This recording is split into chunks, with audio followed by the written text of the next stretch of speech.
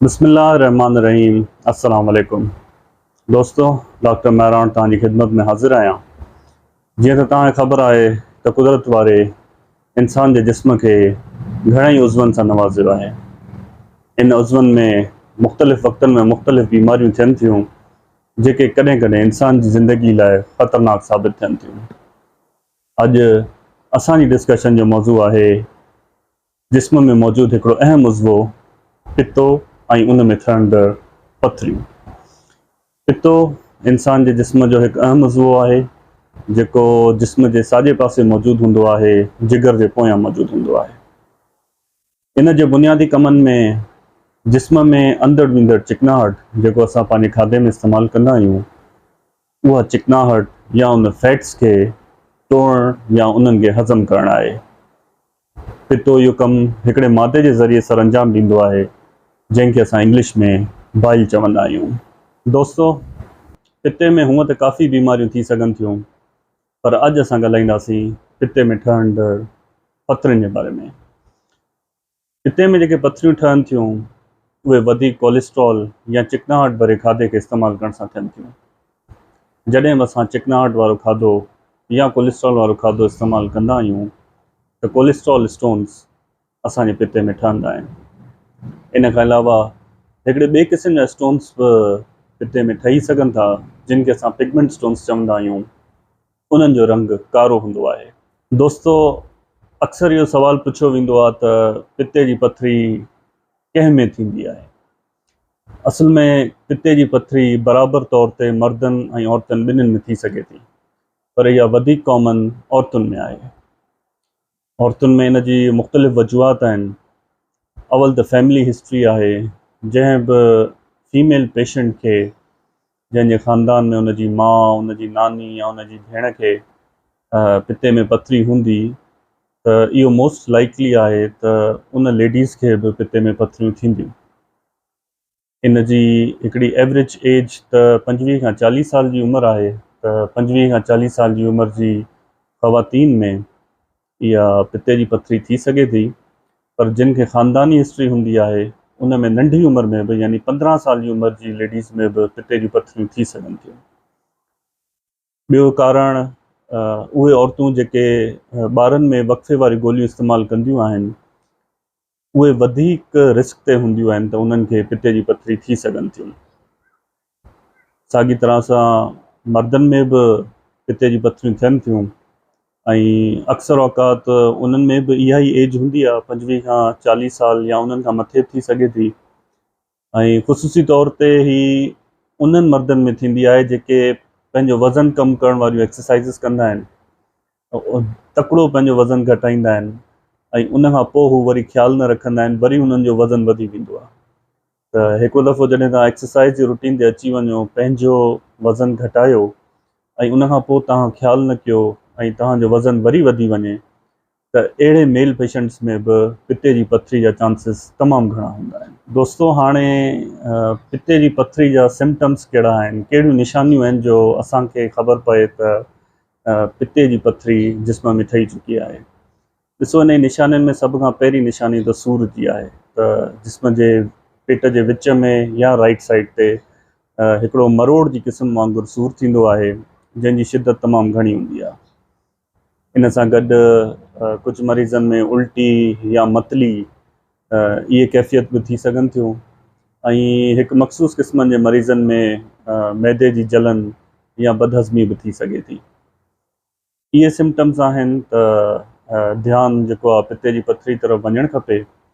ऐं इहे सिम्टम्स अमूमन तॾहिं नज़र ईंदा आहिनि जॾहिं मरीज़ तरियल खाधो, फ्राइड खाधो, चिकनाहट सां भरपूर खाधो जॾहिं बि इस्तेमालु कंदो त उनखे थोरो घणो अगरि सूरु हूंदो त वधी वेंदो, या अगरि उनखे सूरु न आहे त उनखे सूरु महसूसु थींदो। त अगरि चिकनाहट जे खाधे खां पोइ पेट में सूरु महसूसु थिए थो, उल्टी बदहज़मी इहे महसूसु थियनि थियूं त इहे पिते जी पथरी जी निशानी थी सघनि थियूं। दोस्तों, पिते जी पथरी जी तशख़ीस जे बारे में त उनखे आइडेंटिफाई कीअं कजे, उनखे डायग्नोस कीअं कजे, त जॾहिं बि तव्हां डॉक्टर ॾे वेंदो त जनरल सर्जन ॾे वेंदो, हू सभ खां पहिरीं तव्हांजे पेट जो मुआइनो कंदो ऐं पेट जे मुआइने दौरान ई उनखे असेस थी वेंदो हिकिड़ो मख़सूस क़िस्म जो सूरु ॾिसी त पिते जी पथरी थी सघे थी। इनखे कंफर्म करण जे लाइ हू पेट जो हिकिड़ो अल्ट्रासाउंड कराईंदो ऐं पेट जे अल्ट्रासाउंड में इहो कंफर्म डायग्नोस थी वेंदो आहे त पिते में पथरियूं आहिनि या न। छाकाणि पिते में काफ़ी बीमारियूं थी सघनि थियूं, जीअं पिते जी सोज़िश थी सघे थी या पिते जी जेका चिली हूंदी आहे, जेका वॉल हूंदी आहे, उन जी मोटापो जेको आहे उन वधी सघे थो। त इहे सभु शयूं अल्ट्रासाउंड में ज़ाहिर थींदियूं आहिनि ऐं उन जे हिसाब सां तव्हांजो सर्जन, तव्हांजो डॉक्टर जेको आहे उहो तव्हांखे ट्रीटमेंट जेका आहे उहा एडवाइस कंदो आहे। दोस्तो, हाणे पिते जी पथरी जे इलाज जे बारे में ॻाल्हायूं था त आम तासुर इहो आहे की हकीमाणनि दवाउनि सां या होम्योपैथी जी दवाउनि सां इन पथरियुनि खे टोड़े सघिजे थो। इन में का हक़ीक़त न आहे।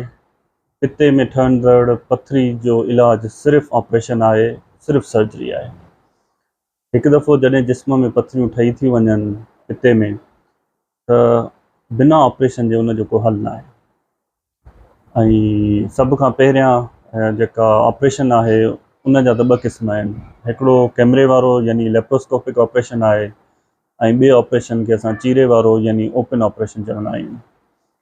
जेको लेप्रोस्कोपिक ऑपरेशन आहे उन में जिस्म में 3 कट ॾिना वेंदा आहिनि जेके तमामु नंढा हूंदा आहिनि। हिकिड़ो सेंटर में हूंदो आहे, हिकिड़ो राइट साइड ते हूंदो आहे ऐं हिकिड़ो नाफ जे हेठां हूंदो आहे। कैमरा अंदरि वेंदी आहे, पिते खे लोकेट कंदी आहे ऐं तमामु सुकून सां पिते खे ॿाहिरि कढी छॾींदी आहे। 90 खां 95% माण्हू जेके आहिनि उहे कैमरा वारो ऑपरेशन कराए सघनि था। 5 खां 10% उहे मरीज़ आहिनि जिन जी आंत जेको आंड्रो हूंदो आहे उहो अगरि पिते सां जुड़ियल हुजे त उन्हनि में इहो कैमरे वारो ऑपरेशन न थींदो आहे। उन्हनि खे चीरे वारो यानी ओपन सर्जरी उन्हनि खे कराइणी पवंदी आहे। कैमरा वारो ऑपरेशन 40 खां 45 मिंट हलंदो आहे ऐं उन में इहो फ़ाइदो हूंदो आहे कि 24 कलाक रुगो हॉस्पिटल में रहणो आहे ऐं उनखां पोइ ॿिए ॾींहुं मरीज़ पाण ई डिस्चार्ज थी, पाण ई हली पंधु करे पंहिंजे घर वेंदो आहे। अच्छा, हिकिड़ी कॉमन सवाल इहो पुछियो वेंदो आहे कि असां अगरि पिते जो ऑपरेशन न करायूं त अगरि इहे पथरियूं पयूं हुजनि त इहे कहिड़ो नुक़सानु करे सघनि थियूं। ॾिसो, जॾहिं बि पिते जी पथरी हुजे उनखे जल्द अज़ जल्द रिमूव कराइजे। पिते में 2 क़िस्मनि जूं पथरियूं थियनि थियूं, हिकिड़ियूं नंढियूं, हिकिड़ियूं वॾियूं। जेके नंढियूं पथरियूं आहिनि उहे वधीक ख़तरनाक हूंदियूं आहिनि, छाकाणि उहा पिते जी जेका मेन लाइन आहे उन मां थी करे लबलबे जी लाइन में उन में अंदरि अची वेंदियूं आहिनि ऐं उते उनजी सोज़िश कराईंदियूं आहिनि, उनजी जलन कराईंदियूं आहिनि। त लबलबे जी सोज़िश ऐं जलन जेका आहे तमामु पेचीदा बीमारी आहे ऐं उहा लाइफ थ्रेटनिंग आहे। त अहिड़ी नोयत खां बचण लाइ, इन सिचुएशन खां बचण लाइ आइडियल इहो ई आहे कि जल्द अज़ जल्द पिते जी सर्जरी कराइजे ऐं पिते जी पथरियूं ऐं पिते खे रिमूव कराइजे। हिकु ॿी मिसकंसेप्शन इहा आहे कि अगरि असां पंहिंजो पितो कढाए छॾियो त जिस्म खे नुक़सानु थींदो। अहिड़ी का बि ॻाल्हि न हूंदी आहे। पिते जो कमु बाइल खे स्टोर करणु आहे जेको चिकनाहट खे ख़तमु कंदो। बाइल खे ठाहिणु पिते जो कमु न आहे। बाइल ठहंदो लिवर में आहे, जिगर में आहे। जिगर मां ठही उहो पिते में ईंदो आहे। अगरि तव्हां पिते खे कढी छॾियो था ऑपरेशन जे ज़रिए त इहो ई बाइल जेको आहे इहो जिगर मां डायरेक्ट आंड्रे में हलियो वेंदो आहे ऐं हरू भरू मरीज़ खे का बि तकलीफ़ कोन थींदी आहे। 2 खां 3 महीना लॻंदा आहिनि पंहिंजे हाज़मे खे, पंहिंजी डाइजेशन खे सेटल थियण में। उन खां वधीक अर्सो न लॻंदो आहे। पर पितो कढाइण सां इंसान जे जिस्म खे को बि नुक़सानु कोन्हे। अच्छा, आख़िर में हीउ सुवालु आहे त पिते जी पथरी खां बचिजे कीअं, त जीअं हू जिस्म में ठहे ई न। ॾिसो, चिकनाहट सां जेके बि भरियल खाधा आहिनि, कोलेस्ट्रॉल सां भरियल खाधा आहिनि, जंक फूड आहे, पिज़्ज़ा आहे, बर्गर आहे, इन्हनि जो इस्तेमालु घटि में घटि कयो। इन्हनि जे इस्तेमाल सां जिस्म में पिते में पथरियूं थी सघनि थियूं। इन खां अलावा फ्रूट्स जो, वेजिटेबल जो, भाॼियुनि जो इस्तेमालु वधीक कयो। ॾींहं में 10 खां 12 गिलास घटि में घटि पाणी पीओ। त इहे शयूं आहिनि जेके पिते जी पथरी खे ठहण खां रोके सघनि थियूं। ऐं पिते जी पथरी छाकाणि नई रिसर्च मुताबिक़ अगर 20 सालनि ताईं इंसान जे जिस्म में मौजूदु आहे त उहा कैंसर में कन्वर्ट थी सघे थी। एहतियात जेको आहे उहो इलाज खां बहितर आहे ऐं हर कंहिंखे पंहिंजी सिहत जो ख़्यालु रखणु उन जो अवलीन फ़र्ज़ु आहे। पंहिंजी हेल्थ लाइ, पंहिंजी सेफ्टी जे लाइ अहिड़ो खाधे जो इस्तेमालु न कयो, अहिड़े पाणी जो इस्तेमालु न कयो जो तव्हांखे पिते जी पथरी या का ॿी अहिड़ी बीमारी जेका उन सां रिलेटेड हुजे उहा थिए। इहा वीडियो नंढी पिते जी पथरी जे लाइ ठाही हुई। तव्हां दोस्तनि खे को बि सुवाल हुजे त उहो ज़रूरु हेठि कमेंट्स में पुछिजो ऐं इंशाल्लाह जल्द मुलाक़ात कंदासीं हिकु ॿिए प्रोग्राम सां गॾु। Thank U.